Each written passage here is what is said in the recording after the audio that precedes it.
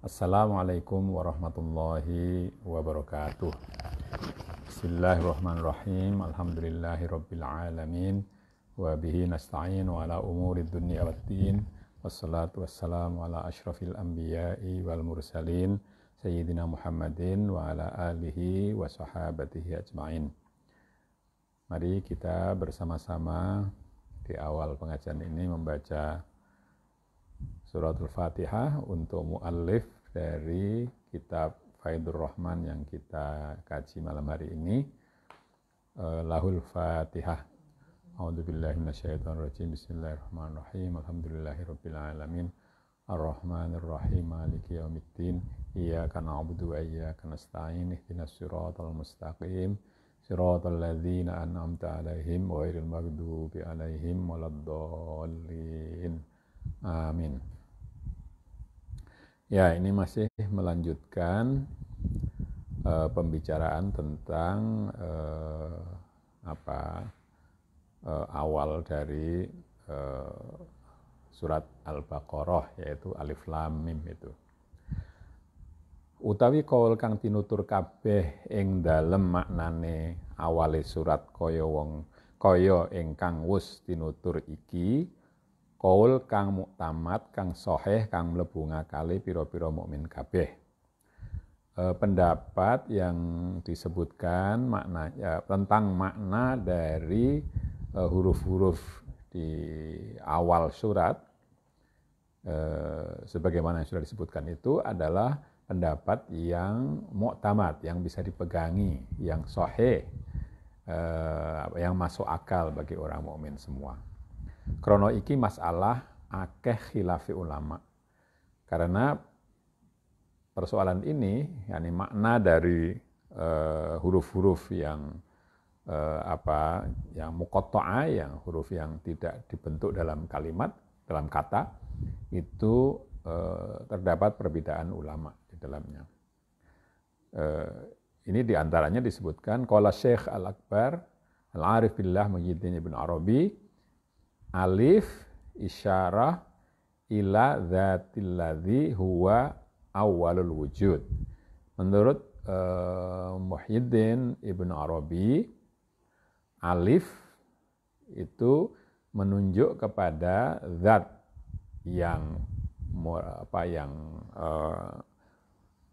merupakan wujud pertama, ya, yaitu Allah. Sedangkan lam itu isyarat ilal aqlil fa'al, menunjuk kepada akal aktif kang den namani Jibril lan iya iku wastul wujud, yang disebut malaikat Jibril yang merupakan wujud yang ada di tengah.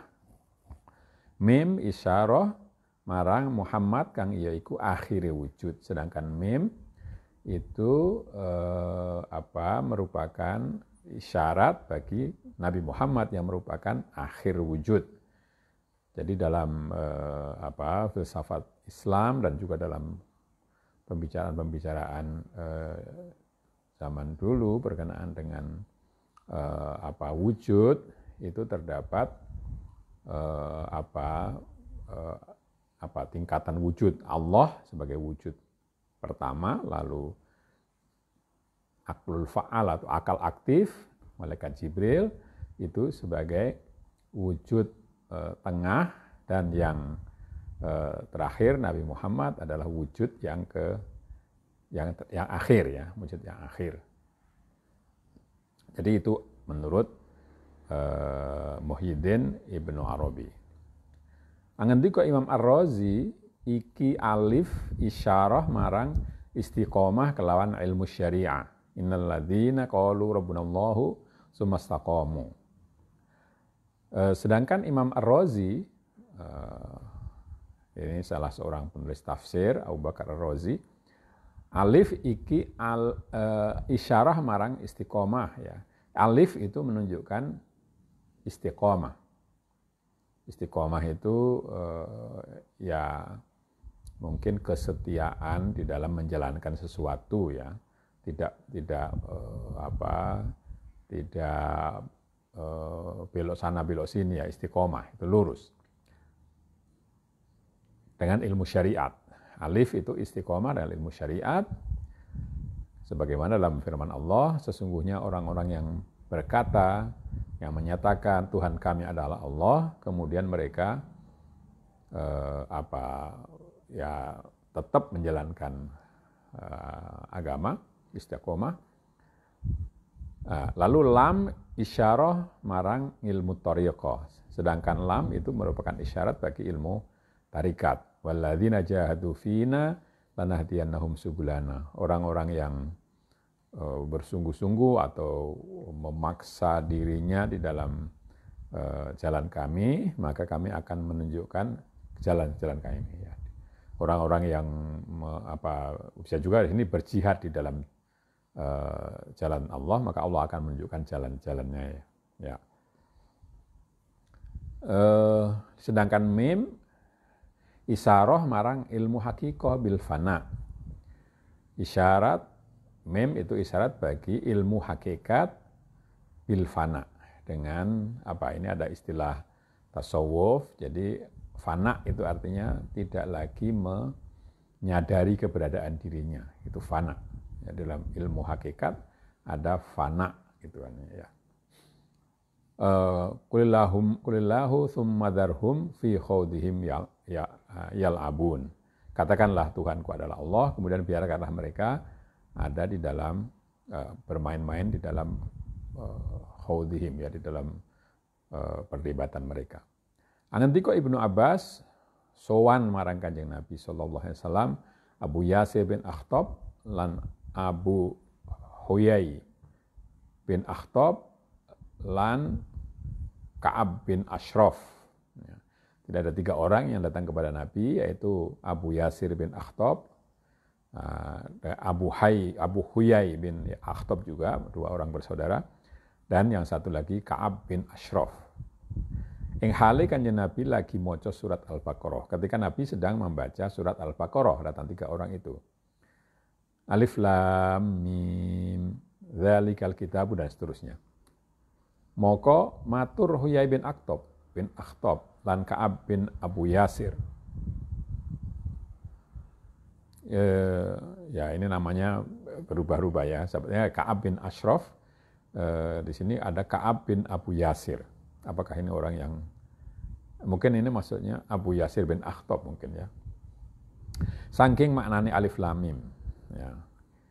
Demi Allah annahu la ilaha illa huwa.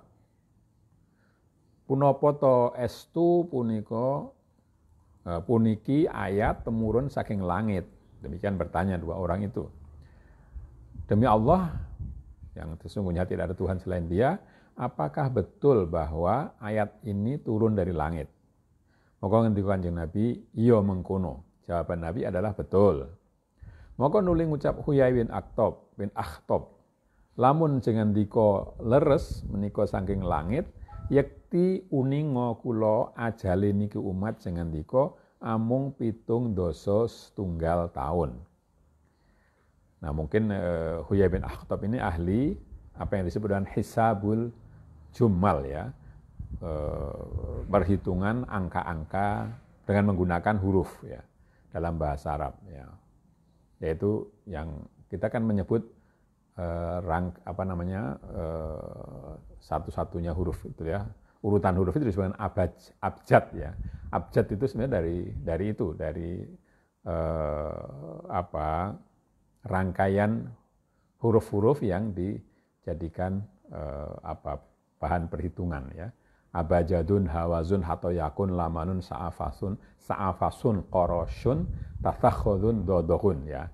Alif itu 1, ba 2, jim 3, dal 4 dan seterusnya. Nanti sampai terakhir ghain, dodoh, ghain itu 1000. Ya, dalam perhitungan itu angka itu 1 sampai 9, lalu 10, 20 sampai 90, lalu 100 sampai 900, lalu 1000. Itu ada huruf. Jadi huruf-huruf hijaiyah itu dibagi-bagi menjadi begitu. Namanya itu hisabul jummal ya. Nah ini alif lam mim ini alif itu 1, lam itu 30, mim 40. Jadi dikatakan umur dari dari umat Muhammad itu hanya 71 tahun. Kata Huyai bin Akhtab. Kang rehning mekaten kados pundi anggen kula badhe mlebet dhateng agamane tiyang kang gadah puniku kitab, sebab andhawuhaken punika kitab kelawan hisabul jumlah setuhune ajali umat cuma 7 setunggal tahun. Nah ini Huyai bin Akhtab, mungkin seorang Yahudi ini, dia bertanya bagaimana saya harus masuk ke dalam agama ini, karena kalau umatnya nanti hanya berumur 71 tahun. Ya. Ini. Lalu Nabi hanya moko gumuyu Kanjeng Nabi SAW. Nabi Muhammad hanya tertawa saja. Mungkin tidak percaya dengan hitungan seperti itu atau apa, tidak jelas disebutkan. Moko matur malih Huyai bin Akhtab, menapa wonten malih, ada ndak? Huyai bin Akhtab tanya, apakah ada yang lain? Angendika ayat Nabi, iya ono, alif lam mim shad alif lam ra. Masih ada lagi, yaitu alif lam mim shad alif lam ra. Juga dihitung seperti itu, alif itu 1, lam itu 30, mim itu 40 dan seterusnya. Maka matur Huyai setuhune ulai ngeratoni umat jenengan dika cuma 231 tahun. Nah, lalu Huyai bin Akhtab itu berkata bahwa umatmu Muhammad itu hanya akan menjadi penguasa seluruh dunia itu hanya dalam waktu 231 tahun. Ya, ini dihitung dari mungkin dari awal Nabi berdakwah sampai dengan masa kemunduran Islam, mungkin begitu. Maka Kanjeng Nabi nuli kandel. Kanjeng Nabi kandel. Dari Nabi lalu tidak menjawab. Itu.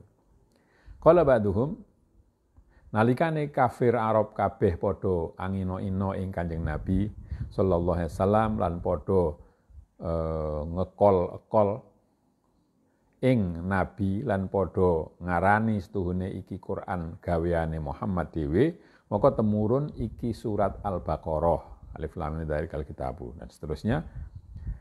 Ketika ada sebagian ulama mengatakan bahwa ketika bangsa Arab, ketika orang Arab itu menghina Nabi Muhammad dan kol-kol itu mau mengganggu Nabi dan menyatakan atau menuduh bahwa Quran itu buatan dia sendiri, lalu turunlah surat Al-Baqarah. Alif lam mim dzalikal kitab itu. Tegese iki kitab huruf. Iya ana alife, ana lame, ana mime. Lamun kowe ndakwa yen iki kitab saking aku, mongko padha gawe ta sira kabeh kelawan kitab kang padha kelawan Quran krana sira iya Arab, iya fusoha. Artinya dari kitab ini, artinya surat ini tadi awalnya tadi, bahwa kitab ini adalah huruf juga. Ada alifnya, ada lamnya, ada mimnya. Maka kalau kalian menuduh bahwa kitab ini buatan saya sendiri, maka buat saja.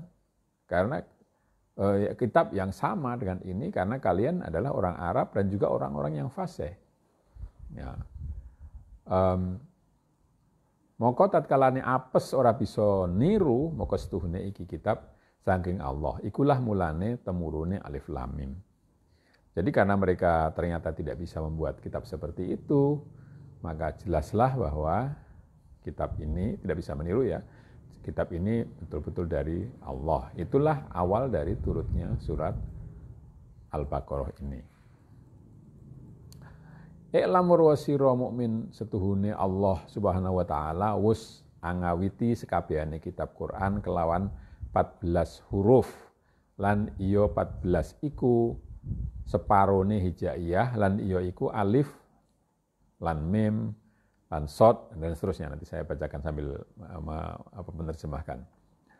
Ketahuilah oleh kalian semua wahai orang mukmin bahwa Allah Subhanahu wa taala sudah Allah Subhanahu wa taala menjadikan huruf sebagai permulaan surat di dalam Al-Qur'an itu ada 14 huruf. Jadi yang dipakai untuk awal surat itu ada 14. Ya 14 itu separuh dari hijaiyah dari abjad Arab ya. Karena abjad Arab itu 28, ada 28 huruf, lalu ini yang 14 dipakai untuk permulaan, yaitu alif, lalu lam, mim, lalu sod, lalu ro, lalu kaf, lalu ha,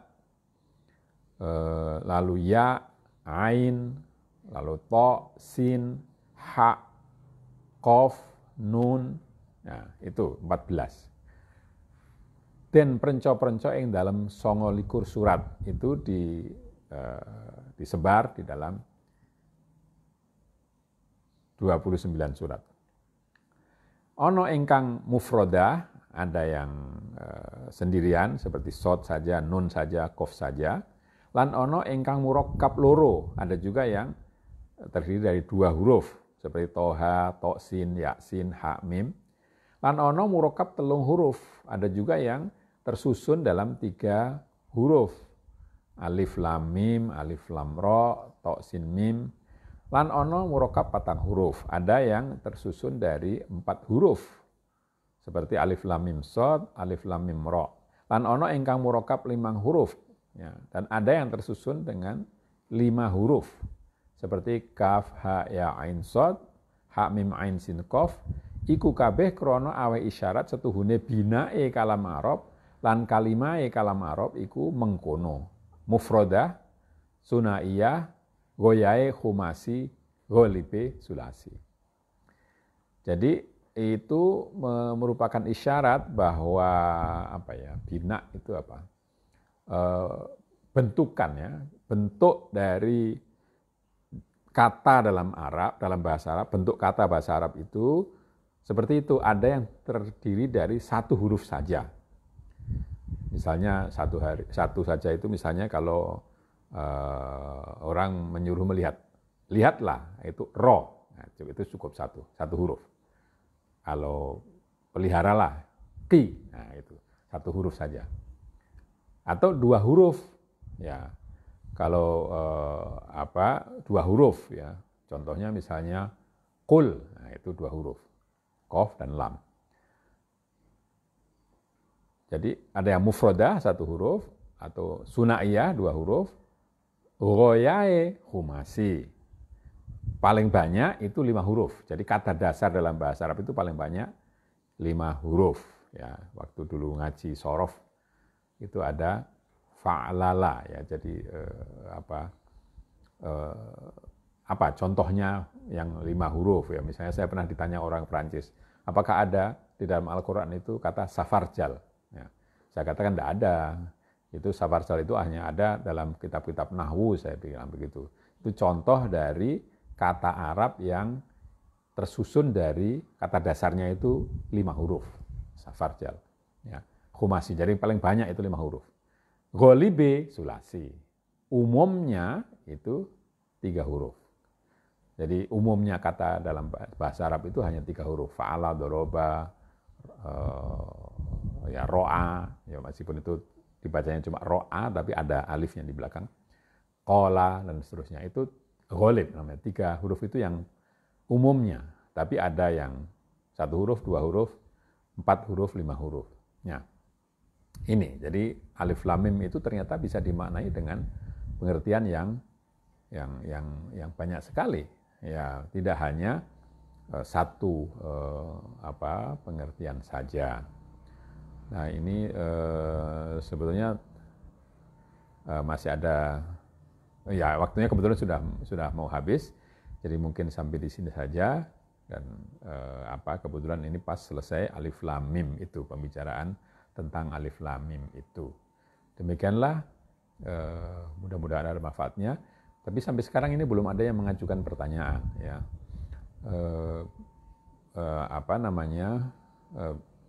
Mungkin besok kalau malam ini ada pertanyaan, besok bisa saya jawab ya. Silahkan sampaikan pertanyaan kepada saya melalui pesan dari Facebook saja, lebih mudah supaya saya mudah melihatnya. Kurang lebihnya minta maaf. Kita akhiri dengan alhamdulillahirabbil alamin. Wassalamualaikum warahmatullahi wabarakatuh.